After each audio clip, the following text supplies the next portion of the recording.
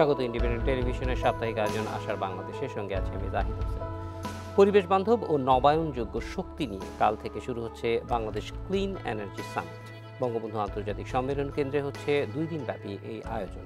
এর আয়োজক infrastructure development company limited ইটকল। সম্মেলনে জ্বালানি দক্ষতা, নবায়নযোগ্য শক্তি ও পরিবেশ বান্ধব বিনিয়োগ সম্পর্কিত বিভিন্ন পণ্য ও সেবা প্রদর্শিত হবে। এছাড়া থাকবে প্যানেল আলোচনা, knowledge sharing, business match making session সহ বিভিন্ন আয়োজন।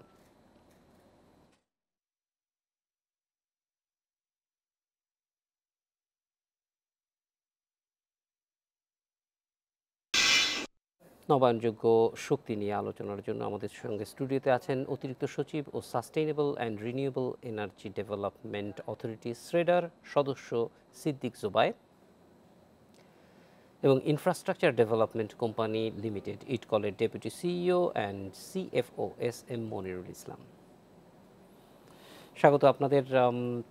সিদ্দিক জুবায়ের, আপনার কাছে প্রথমে জানতে চাইব যে আমরা এনার্জি এবং বিশেষ করে গ্রিন এনার্জি, রিনিউয়েবল এনার্জি, এই ধারণাগুলি খুব নতুন আমাদের সামনে আসছে, কারণ আমরা এনার্জি নিয়ে অনেক বেশি উদ্গ্রীব ছিলাম একটা সময়। এখন যখন এনার্জি আমাদের যথেষ্ট আছে তখন এইটার সাস্টেনেবিলিটি এবং এটা পরিবেশ বান্ধব কিনা সেই নিয়ে আমরা কাজ করছি। ফলে এই ক্ষেত্রে আসলে সরকার কিভাবে কাজ করছে এবং শ্রীডা কিভাবে এই জিনিসটা নজরদারি করছে যে আমরা সেই লক্ষ্যে যাচ্ছি কিভাবে? দেখেন, আপনি ঠিকই বলেছেন যে আমরা এখন জ্বালানি বলতে যদি আমি বিদ্যুৎকে বুঝাই, যে বিদ্যুতে আমরা এখন স্বয়ংসম্পূর্ণ। কিন্তু এই বিদ্যুতের যে উৎস, আমরা যদি প্রাইমারি এনার্জি দেখি, তাহলে প্রাইমারি এনার্জি হচ্ছে মূলত আমরা এখনও ফসিল ফুয়েলের উপর নির্ভরশীল। এখন সারা বিশ্ব চাচ্ছে যে ফসিল ফুয়েল থেকে ডাইভার্ট করে ক্রমান্বয়ে নবায়নযোগ্য জ্বালানি অর্থাৎ নন ফসিল ফুয়েল যেগুলি, সেইগুলির দিকে যেতে। কেন যেতে চাচ্ছে? তার মূলত 2টা কারণ। একটা হচ্ছে যে এর যে সাপ্লাই, ফসিল ফুয়েলের সাপ্লাইয়ের একটা সীমাবদ্ধতা আছে। সুতরাং সেই সীমাবদ্ধতাকে অতিক্রম করার জন্য আমরা এমন একটা মাধ্যমে যেতে চাই যেটার অফুরন্ত সাপ্লাই থাকবে, যেটা সীমাবদ্ধ থাকবে না সাপ্লাইটা। 1। 2 নম্বর হচ্ছে যে ফসিল ফুয়েল আমাদের যে ক্লাইমেট চেঞ্জ, এই যে বিশ্বায়নের যে উষ্ণতা, এর জন্য মূলত দায়ী। সুতরাং আমরা যদি ফসিল ফুয়েলকে কমাতে পারি ব্যবহার, তাহলে পরে আমাদের বিশ্বের উষ্ণায়নকেও আমরা ক্রমান্বয়ে কমাতে পারব, যেটা একটা গ্লোবাল এজেন্ডা হিসেবে আমাদের সামনে এসছে। সুতরাং এই 2টাকে টেক কেয়ার করার জন্য 2008 সালে সরকার একটা নবায়নযোগ্য জ্বালানি নীতিমালা প্রণয়ন করে, যার একটা লক্ষ্যমাত্রা ছিল যে 2020 সালের মধ্যে আমাদের টোটাল যা বিদ্যুৎ উৎপাদিত হবে তার 10 ভাগ আসবে হচ্ছে নবায়নযোগ্য জ্বালানি থেকে। এটা হচ্ছে একটা আমাদের টার্গেট। আরেকটা টার্গেট হচ্ছে যে আমাদের দেশ এখন ক্রমান্বয়ে অর্থনীতি উন্নত হচ্ছে। আমরা 2021 সালের মধ্যে মধ্যম আয়ের দেশে যেতে চাচ্ছি। আমরা 2040 সালের মধ্যে উন্নত দেশে হতে চাই।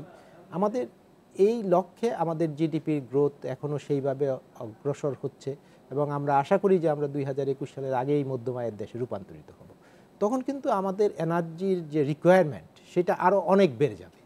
এখন এই যে ক্রমবর্ধমান জ্বালানির যে চাহিদা, সেইটাকে পূরণ করতে হলে আমাদের একদিকে যেরকম নবায়নযোগ্য জ্বালানিকে এর সাথে সম্পৃক্ত করতে হবে, অর্থাৎ টোটাল জ্বালানি মিক্সের মধ্যে ফসিল ফুয়েল অর্থাৎ লিমিটেড সাপ্লাইয়ের ফুয়েল এবং আনলিমিটেড সাপ্লাইয়ের ফুয়েল এর একটা সমন্বয় করতে হবে। একই সাথে আমাদেরকে লক্ষ্য রাখতে হবে কিভাবে আমরা জ্বালানির সর্বোত্তম ব্যবহার করতে পারি, অর্থাৎ যেটাকে আমরা বলি যে রেসপন্সিবল ইউজ অফ এনার্জি, যে আমরা যেন জ্বালানি অপচয় না করি, কারণ এটা একটা অমূল্য সম্পদ। বিশেষ করে ফসিল ফুয়েল এটা অমূল্য সম্পদ, এটা শেষ হয়ে গেলে আর পাওয়া যাবে না, আমাদের ভবিষ্যৎ প্রজন্ম এই সুবিধা থেকে বঞ্চিত হবে। সুতরাং আমাদেরকে এই 2টা এজেন্ডা নিয়েই সরকার 2012 সালে স্ট্রেডা অ্যাক্ট গঠন করে এবং তার মাধ্যমে 2014 সাল থেকে স্ট্রেডা তার কার্যক্রম শুরু করে। তাহলে স্ট্রেডার 2টা মূল ম্যান্ডেট, একটা হচ্ছে নবায়নযোগ্য জ্বালানির প্রসার, আর একটা হচ্ছে জ্বালানির সাশ্রয় এবং দক্ষতা অর্জনের জন্য যত ধরনের কর্মকাণ্ড পরিচালনা করা, সেইটা করা।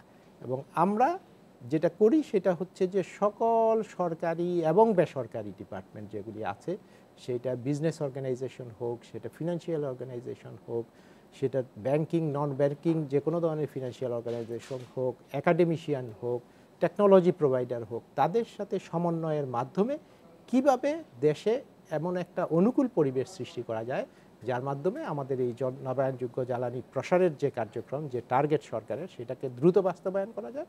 এবং জ্বালানি সাশ্রয়ের জন্য সরকারের আরেকটা টার্গেট আছে আমাদের 7th 5 ইয়ার প্ল্যানে, যে 2021 সালের মধ্যে আমরা 15% জ্বালানির সাশ্রয় নিশ্চিত করতে চাই এবং 2030 সালের মধ্যে আমরা 20% জ্বালানি সাশ্রয় নিশ্চিত করতে চাই।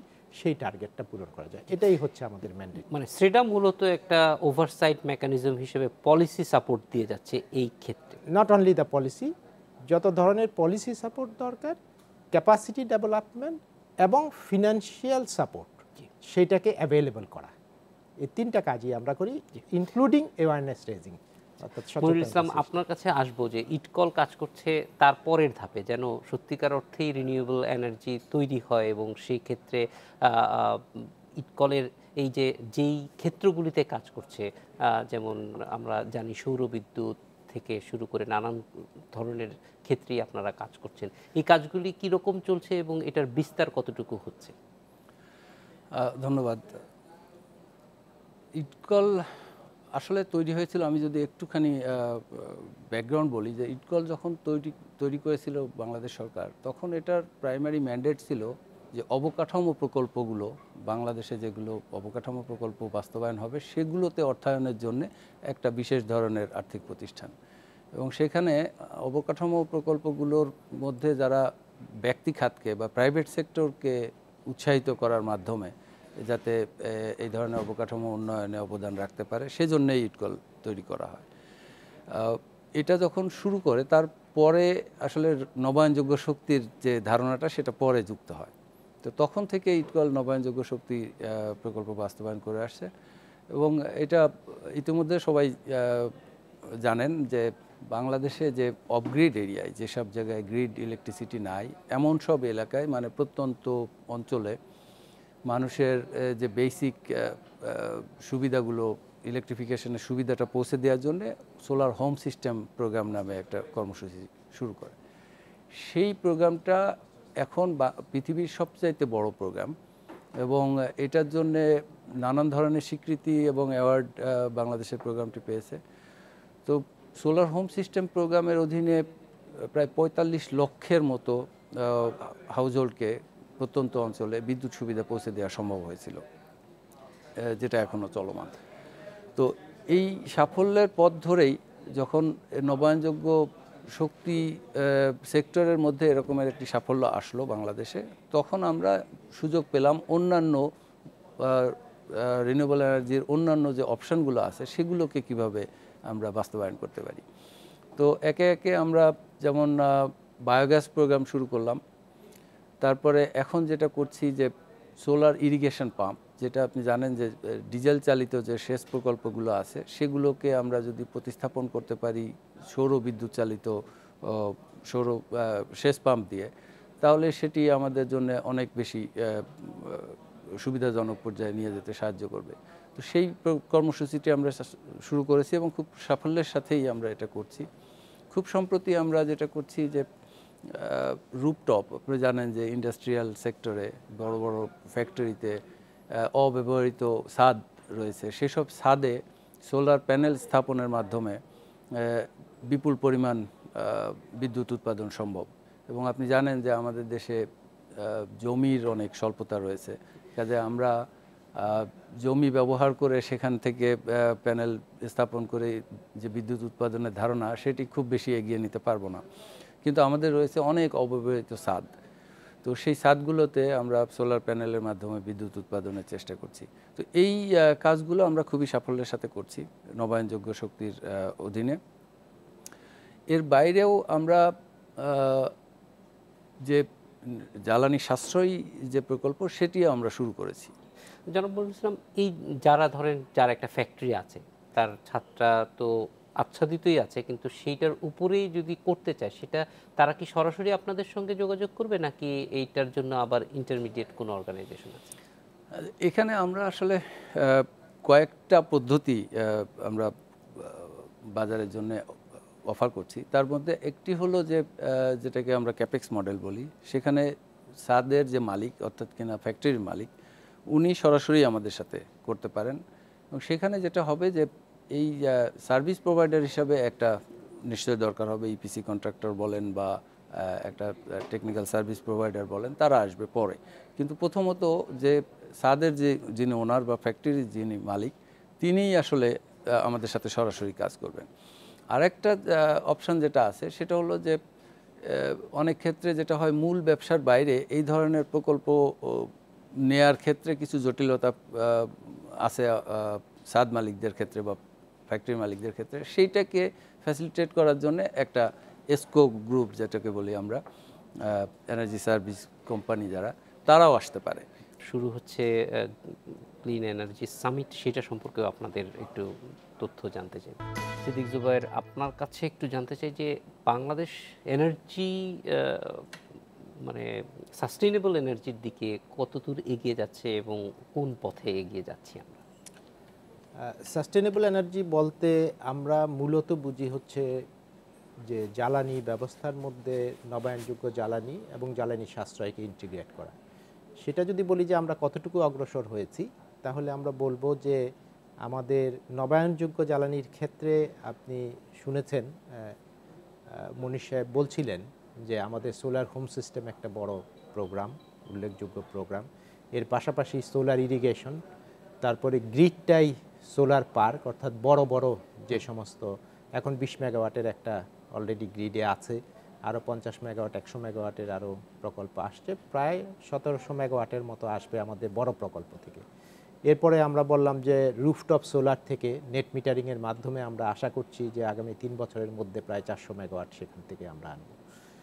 তো এই পর্যন্ত আমাদের যেই অগ্রগতি সেটা হলো প্রায় 559 মেগাওয়াটের মতো আমরা পাই নবায়নযোগ্য জ্বালানির ক্ষেত্র থেকে, কিন্তু আমাদের আরও অনেক দূর যেতে হবে। 2020 সালের মধ্যে আমাকে 2000 মেগাওয়াটে পৌঁছাতে হবে, 2030 সালের মধ্যে আমাকে 4000 মেগাওয়াটে পৌঁছাতে হবে। কিন্তু আমরা ক্রমান্বয়ে যেভাবে অগ্রসর হচ্ছি তাতে আমাদের এই টার্গেটগুলি ফুলফিল করা মনে হচ্ছে না যে খুব কঠিন হবে, কারণ ইতিমধ্যে যথেষ্ট উৎসাহ উদ্দীপনা পাওয়া যাচ্ছে। এবং আপনারা যদি দেখেন যে এগুলি রাতারাতি তো খুব করা যায় না, তো আমরা চেষ্টা করি প্রথমে হচ্ছে যে একটা পলিসিটাকে ঠিক করা, তারপরে ফাইন্যান্সিংটাকে নিয়ে আসা, তারপরে যারা এই কাজে টেকনোলজি প্রোভাইডার আছে তাদেরকে উদ্বুদ্ধ করা এবং সর্বোপরি যিনি গ্রাহক আছেন তাকে উদ্বুদ্ধ করা। এই প্রক্রিয়ার মধ্য দিয়েই আমরা অগ্রসর হই। ঠিক একইভাবে জ্বালানি সাশ্রয়ের ক্ষেত্রেও আমরা যেটা করি সেটা হচ্ছে যে যেমন আমরা এখন স্কুলিং প্রোগ্রাম করছি, আমরা স্কুলগুলিতে যাচ্ছি, স্কুলের বাচ্চাদেরকে শেখাচ্ছি যে জ্বালানি কতখানি মূল্যবান, এটা কিভাবে আমাদের অর্থনীতির জন্য কতখানি প্রয়োজন এবং এইটাকে সাশ্রয় করতে হলে পরে কি পদ্ধতিতে কিভাবে এটাকে করা প্রয়োজন সেটা আমরা স্কুলের বাচ্চাদেরকে প্রথমে শেখানোর চেষ্টা করছি। সে বাড়িতে যেয়ে তার বাবা মাকে সেটা শেখাবে এবং এইভাবে কালক্রমে তার একেবারে ছোটকাল থেকে সে যাতে তার হ্যাবিটের মধ্যে এটা চলে আসে। আমরা এই মুহূর্তে আগামীকালকে যেই সামিট হতে যাচ্ছে তার একটা মূল প্রতিপাদ্য বিষয় হচ্ছে এই জ্বালানি সাশ্রয়, যেখানে আমরা একটা সম্প্রতি জ্বালানি সাশ্রয়ী ফাইন্যান্সিং প্রোগ্রাম চালু করেছি আমরা জাইকার অর্থায়নে। এই জাইকা আমাদেরকে $100 মিলিয়ন মতো দিয়েছিল। সেই অর্থায়ন থেকে আমরা এই পর্যন্ত 12টা ইন্ডাস্ট্রিকে প্রায় 600 কোটি টাকার মতো লাইন আপ করে ফেলেছি। ইটকল এবং বিআইএফএফএল আমাদেরকে এই উইন্ডো হিসেবে ব্যবহৃত হচ্ছে। যেই প্রজেক্টগুলি সাবমিট হচ্ছে আমরা স্ট্রেডা থেকে যেগুলিকে অনুমোদন করছি জ্বালানি সাশ্রয়ী প্রকল্প হিসেবে, সেইগুলি তারা ফাইন্যান্সিং করছে এবং এই 12টা প্রকল্প থেকে আমরা প্রায় আপনার 35,000 মেট্রিক টন বছরে কার্বন ডাইঅক্সাইড ইমিশন কমাতে পারবো।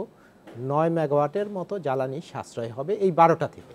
এখন আপনি চিন্তা করেন আমাদের তো হাজার হাজার এরকম ফ্যাক্টরি আছে, যদি ক্রমান্বয়ে আমাদের সব ফ্যাক্টরিগুলি এই জ্বালানি সাশ্রয়ী কার্যক্রমের মধ্যে চলে আসে তাহলে কিন্তু আমরা যেটা বলছি এখন যে আমাদের 2030 সালে 40,000 মেগাওয়াট বিদ্যুতের প্রয়োজন হবে, 2050 সালে 60,000 মেগাওয়াট বিদ্যুতের প্রয়োজন হবে, কিন্তু আমরা জ্বালানি সাশ্রয়ের মাধ্যমে একই উৎপাদন অব্যাহত রেখে আমরা কিন্তু জ্বালানির প্রয়োজনীয়তা অনেক কমিয়ে নিয়ে আসতে পারি। এবং সেই ক্ষেত্রে এই প্রোগ্রামটা যেটা জাইকার অর্থায়নে যেই প্রোগ্রামটা আমরা চালু করেছি সেইটা 5 বছরের একটা প্রোগ্রাম ছিল, কিন্তু আমরা 1.5 বছরের মধ্যেই আমাদের এই $100 মিলিয়ন লাইন আপ করে ফেলেছি এবং আমরা এডিশনাল আরও $200 মিলিয়ন জায়গার কাছ থেকে চেয়েছি, যেটা আগামী জুলাই মাসে ইনশাল্লাহ পাবো আশা করছি, এবং আমাদের এই কার্যক্রম অব্যাহত থাকবে। এবং এটা যদি করা যায় তাহলে কিন্তু আমাদের একদিকে পরিবেশও রক্ষা পাবে, অন্যদিকে আমাদের যে জ্বালানি নিরাপত্তা যেটা আমরা বলি সেইটা সুসংহত হবে এবং জ্বালানি নিরাপত্তা আরও বেশি টেকসই হবে। মনিরুল ইসলাম, একদম স্বল্প সময়ে জানতে চাই যে কালকে যে সামিটটি শুরু হচ্ছে, এখানে আসলে কারা আসবেন, কাদের মানে জন্য সামিটটি? কারা আসবেন বলার আগে যদি একটু বলি যে আমরা আসলে কি করতে চেয়েছি এটার মাধ্যমে। যে আপনি বললেন, আলোচনায় এসছে যে যে জ্বালানি মিশ্রণটা আমাদের আছে সেটাকে আমাদের স্মার্ট করতে হবে। শুধুমাত্র ফসিল ফুয়েলের উপর নির্ভর করে আমরা যদি আপনি শুরুতে উল্লেখ করেছিলেন যে আমরা এনার্জির একটা সুবিধাজনক জায়গায় আছি, ভবিষ্যতে হয়তো প্রয়োজনটা আরও বাড়বে, কিন্তু শুধুমাত্র ফসিল ফুয়েলের উপর নির্ভরতা না বাড়িয়ে আমরা যদি একটা সুন্দর মিশ্রণ তৈরি করতে পারি যেখান থেকে আমাদের একটা সাস্টেনেবল, যেটা টেকসই একটা জ্বালানি নিরাপত্তার পরিবেশ তৈরি করা যাবে, সেই জায়গাটাতে আমাদের আসলে বিভিন্ন কর্নার থেকে, বিভিন্ন ক্রস সেকশন থেকে আমাদের কন্ট্রিবিউট করার সুযোগ আছে, অবদান রাখার সুযোগ আছে এই জায়গাটাকে অ্যাড্রেস করার জন্য। মূলত যেমন এখানে আমরা বলি যে এখানে একটা উইন উইন সিচুয়েশন। সরকার, আপনি যদি দেখেন যে এখন প্রতিটা নতুন ইউনিটের বিদ্যুৎ যদি আপনি উৎপাদন করতে যান, সেটার যে খরচ, তার পরিবর্তে আপনি যদি 1 ইউনিট বিদ্যুৎ সাশ্রয় করেন এবং সেটাকে আরও একটা নতুন ব্যবহারের জন্য অ্যাভেলেবল করেন, তাহলে সেটার খরচ একেবারেই তুলনা করার মতো নয়, কারণ এটি অনেক বেশি সাশ্রয়ী। তো 1 ইউনিট নতুন বিদ্যুৎ উৎপাদনের চাইতে আমি যদি 1 ইউনিট সাশ্রয় করে সেটাকে নতুন ব্যবহার করতে পারি, সাশ্রয়ের মাধ্যমে উৎপাদন করা সম্ভব, এটাও একটা বড় এবং অনেক বেশি কস্ট ইফেক্টিভলি এটা করতে পারি আমরা। তো এই উইন উইন সিচুয়েশনটাকে আসার জন্যই আমরা বিভিন্ন, আমাদের সময় শেষ হয়ে গেছে। আপনাদের দুজনকেই অনেক ধন্যবাদ আমাদের সঙ্গে যোগ দেওয়ার জন্য। আপনাকেও ধন্যবাদ। এই ছিল আশার বাংলাদেশে। দেখা হবে আগামী শনিবার একই সময়। শুভরাত্রি।